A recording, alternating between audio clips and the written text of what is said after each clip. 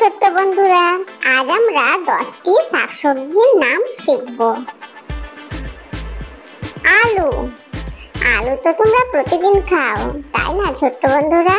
আর আলু খেতে, আলু চিপস খেতে খুব ভালো লাগে। গাজর। গাজর খেতেও আমাদের খুব ভালো লাগে, আর র‍্যাবিট তো খুবই ভালোবাসে। টমেটো। লাল লাল টমেটো দেখতে খুব ভালো লাগে, তাই না ছোট্ট বন্ধুরা? পেঁয়াজ।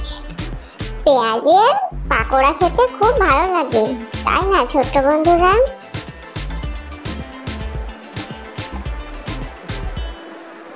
পালং শাক।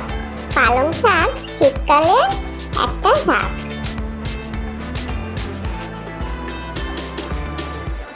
ফুলকপি। ফুলকপি হলো শীতকালের সবজি, আর ফুলকপি খেতেও খুব ভালো লাগে। ঢেঁড়স। ঢেঁড়স হলো সারা বছরই ঢেঁড়স পাওয়া যায়, আর ঢেঁড়স ভাজা খেতে খুব ভালো লাগে। মটরশুঁটি। মটরশুঁটি সাধারণত আমরা শীতকালেই বেশি পেয়ে থাকি। লঙ্কা। ঝাল লঙ্কা খেতে খুবই ঝাল লাগে, তাই না ছোট্ট বন্ধুরা? বেগুন। বেগুনের পাকোড়া খেতে খুব ভালো। ছোট্ট বন্ধুরা, আজ আমরা 10টি শাকসবজির নাম শিখলাম।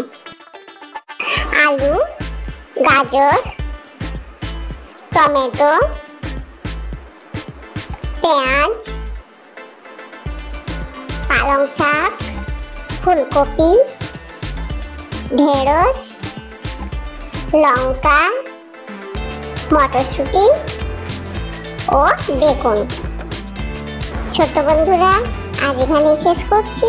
আবার দেখা হবে পরের ভিডিওতে। সবাই ভালো থেকো। Bye bye.